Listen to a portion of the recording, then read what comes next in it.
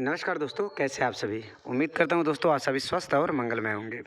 दोस्तों इस वीडियो में बात करने वाले हैं विज्ञान के टॉप प्रश्न के बारे में, जो कि दोस्तों एसएससी और रेलवे वालों के लिए बहुत ही इंपॉर्टेंट होने वाला है। जैसा कि दोस्तों इस क्वेश्चन में दिख रहा है, यह वाला क्वेश्चन रेलवे में कितनी बार रिपीट हुआ है लगातार 2024 से लेकर अभी तक।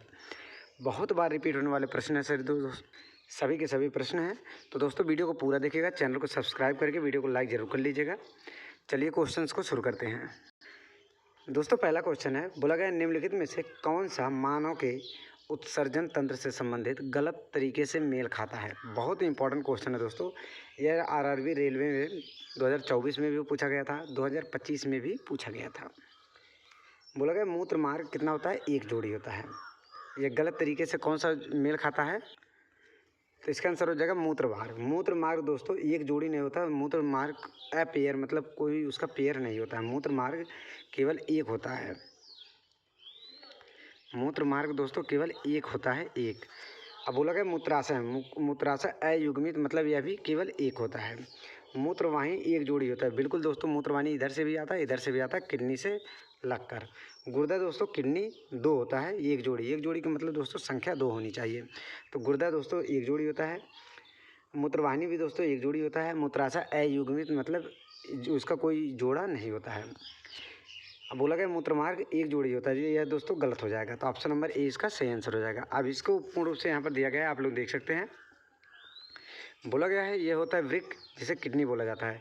यह होता है दोस्तों एक जोड़ी, मतलब एक जोड़ी का मतलब दो हो जाएगा, यह दो हो जाएगा, जिसे किडनी बोला जाता है। मूत्रवाहिनी, मूत्रवाहिनी इसको बोला जाता है दोस्तों, और इसको बोला जाता है मूत्रवाहिनी। यह भी दोस्तों दोनों मिलाकर एक जोड़ी होता है, मतलब दो होता है।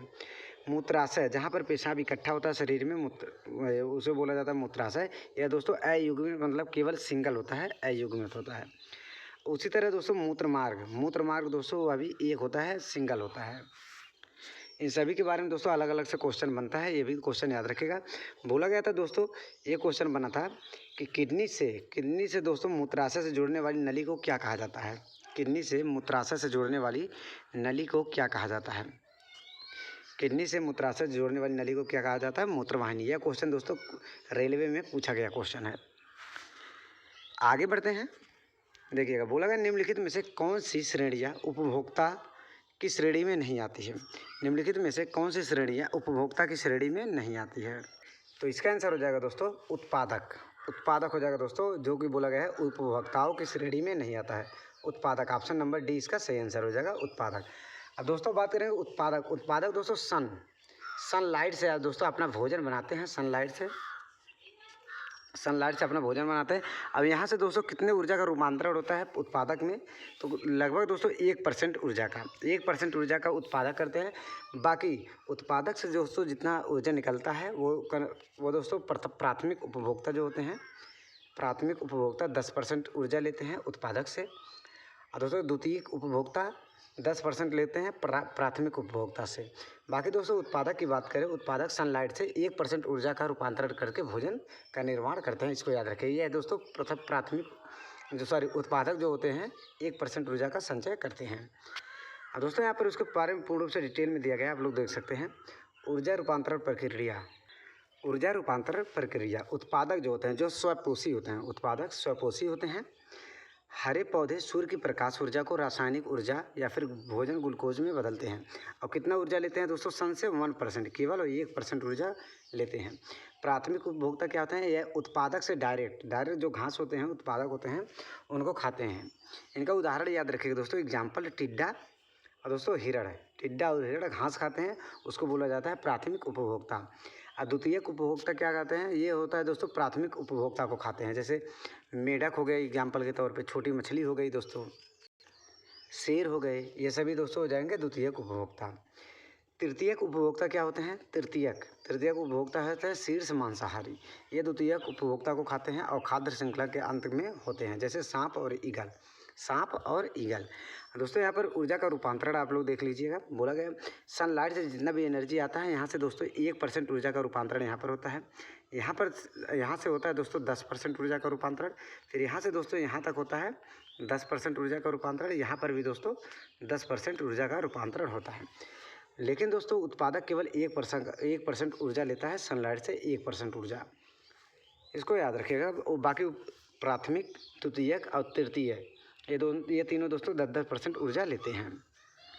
आगे बढ़ते हैं दोस्तों, आगे बढ़ते हैं। अगला क्वेश्चन है, देखिए अगला क्वेश्चन बोला गया है 6 ओम और 3 ओम, 6 ओम और 3 ओम मिलकर किसी त्रिभुज, 6 ओम का 3 प्रतिरोध, 6 ओम का 6 ओम का दोस्तों 6 ओम, एक और हो जाएगा दोस्तों 6 ओम और तीसरा हो जाएगा 6 ओम, 6 ओम का 3 प्रतिरोध मिलकर किसी त्रिभुज का निर्माण करते हैं। त्रिभुज में समतुल्य प्रतिरोध कितना होगा? बहुत ही इंपॉर्टेंट क्वेश्चन है दोस्तों।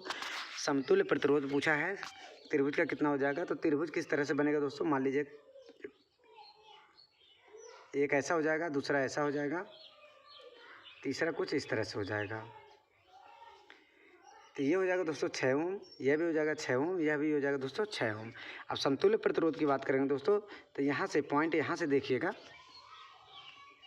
पॉइंट यहाँ से लेकर यहाँ तक, ए मान लीजिए या फिर बी मान लीजिए, कोई भी पॉइंट ले लीजिए, चाहे जिस कोने को पॉइंट ए और बी मान लीजिएगा, इसके बीच में समतुल्य प्रतिरोध निकालिएगा।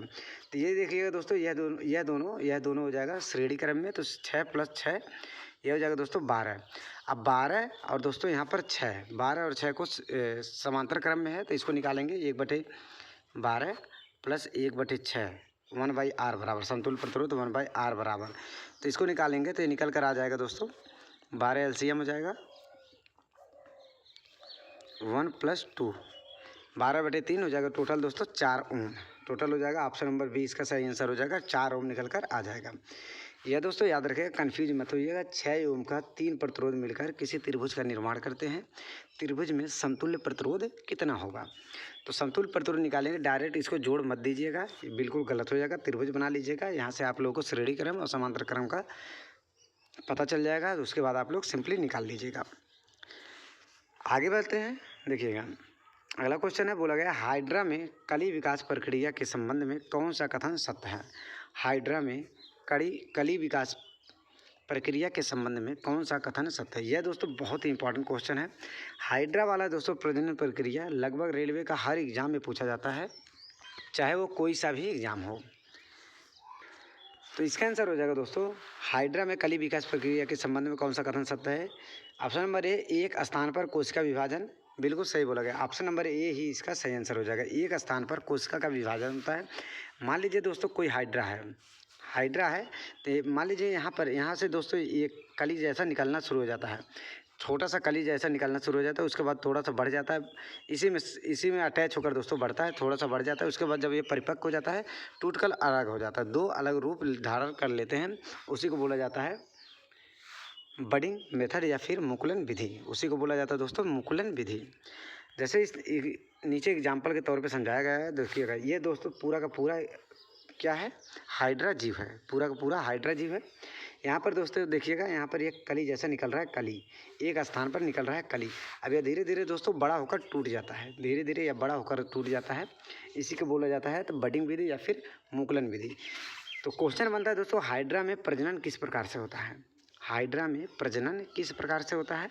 तो ये हो जाएगा दोस्तों मुकुलन विधि द्वारा, मुकुलन विधि द्वारा, जिसे बोला जाता है बडिंग विधि, बडिंग विधि जिसे बोला जाता है बडिंग विधि या फिर मुकुलन विधि, बडिंग या फिर मुकुलन विधि जिसे बोला जाता है।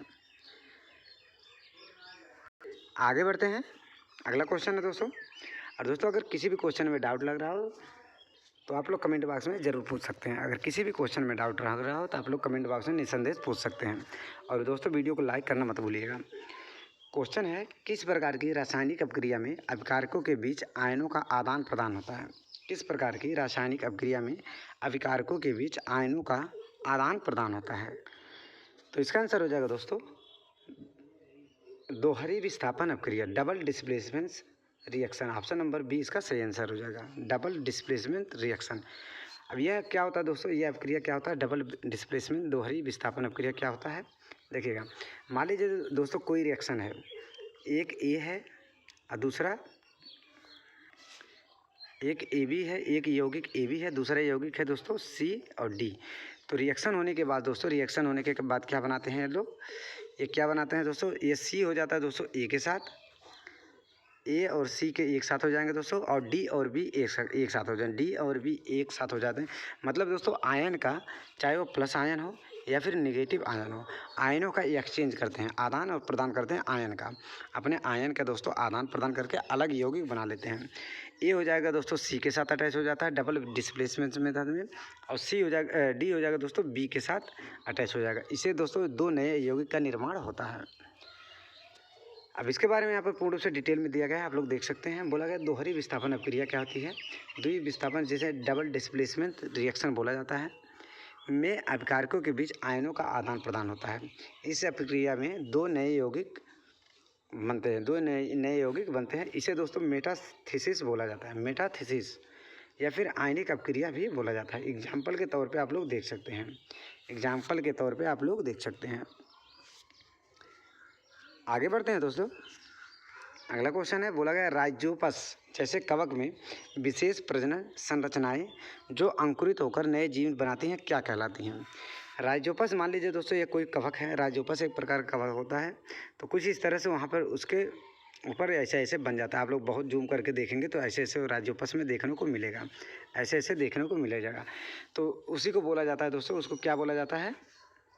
जो अंकुरित होकर नए जीव बनाता है उसको क्या बोला जाता है? बीजाणु बोला जाता है। ऑप्शन नंबर ए इसका सही आंसर हो जाएगा। क्वेश्चन दोस्तों बनता है, धागे जैसी संरचना किस जीव में पाई जाती है? धागे जैसी संरचना किस जीव में पाई जाती है? तो हो जाएगा दोस्तों राइजोपस में, राइजोपस में। यही राइजोपस होता है दोस्तों जो किस में पाया जाता है? अगर एक्सपायर हो जाता है तो हो जाएगा दोस्तों ब्रेड में, ब्रेड में दोस्तों यही राइजोपस फंगस लग जाता है, और उसको अगर आप लोग जूम करके देखिएगा तो कुछ इस तरह से उसका स्ट्रक्चर देखने को मिलता है। तो धागे जैसे संरचना पूछे तो हो जाएगा राइजोपस। ब्रेड में कौन सा फंगस लगता है? तो ये भी हो जाएगा दोस्तों राइजोपस। यहाँ पर इसके बारे में पूर्ण रूप से दिया है, आप लोग देख सकते हैं। बोला गया राइजोपस जैसे कवक में विशेष प्रजनन संरचनाएं जो अंकुरित होकर नए जीव बनाती हैं उसे बीजाणु स्पोर्स, उसे बीजाणु कहते हैं। ये बीजाणु स्पोरेंजिया या फिर बीजाणु धानी नामक गोलाकार संरचनाओं के अंदर उत्पन्न होते हैं। इस संरचना में, इसमें दोस्तों ऊपर वाले में उत्पन्न होते हैं, जो अनुकूल परिस्थितियां मिलने पर हवा या पानी के माध्यम से फैलकर नए कवक का निर्माण करते हैं। अब यहाँ पर देखिएगा दोस्तों, राइजोपस कुछ इस तरह से दिखता है, राइजोपस कुछ इस तरह से दिखता है। धागे जैसी संरचना इसी को बोला जाता है, धागे जैसी संरचना इसी को बोला जाता है। और ये इसी को ऊपर वाले को बोला जाता है बीजाणु, ऊपर वाले को ही दोस्तों प्रजनन करते हैं, इसको बोला जाता है बीजाणु। ये किस में पाया जाता है? धागे जैसी संरचना राइजोपस में। राइजोपस मुख्य रूप से दोस्तों ब्रेड वगैरह में, पावरोटी या फिर ब्रेड वगैरह में पाया जाता है। आगे बढ़ते हैं दोस्तों। बहुत ही इम्पोर्टेंट बहुत ही इम्पोर्टेंट क्वेश्चन है। बोला गया निम्नलिखित में से कौन सा विकल्प उन धातुओं का प्रतिनिधित्व करता है जो ठंडे पानी के साथ अपक्रिया नहीं करते हैं? दोस्तों पहले बात याद रखें कि ठंडे पानी के साथ कौन कौन से धातु हैं जो अपक्रिया करते हैं। तो एक हो जाएगा दोस्तों सोडियम, एक हो जाएगा पोटेशियम, एक हो जाएगा दोस्तों सोडियम, एक हो जाएगा कैल्शियम। ये तीनों धातुएं जो हैं ठंडे पानी के साथ अपक्रिया कर लेते हैं। अगर इनमें से किसी में दोस्तों ये तीनों धातुएं पाई जाती हैं तो इसका आंसर गलत हो जाएगा। बोला गया कौन सी धातुएं जो ठंडे पानी के साथ अपक्रिया नहीं करती हैं?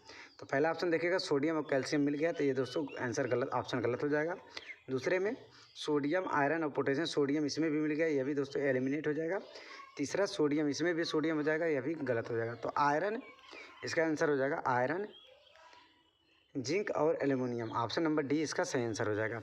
यह तीनों दोस्तों ठंडे पानी के साथ अपक्रिया नहीं करते हैं। इनके लिए दोस्तों गर्म चाहिए, बहुत ही हाई टेम्परेचर चाहिए, बहुत ही हाई टेम्परेचर चाहिए इसको रिएक्शन करने के लिए।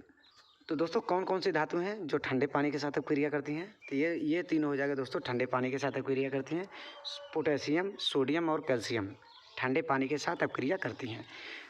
और दोस्तों कौन सी धातु हैं जो मुक्त अवस्था में पाई जाती हैं? प्रकृति में मुक्त अवस्था में कौन सी धातुएं पाई जाती हैं? तो ये जाएगा दोस्तों सिल्वर Ag, और दोस्तों Au सोना। Ag मतलब सिल्वर, Au मतलब सोना। ये दोनों धातु ऐसी हैं जो प्रकृति में मुक्त अवस्था में पाई जाती हैं, किसी से अपक्रिया नहीं करती हैं। आगे बढ़ते हैं दोस्तों। यहाँ पर देखिएगा इसके बारे में पूर्ण रूप से दिया गया है।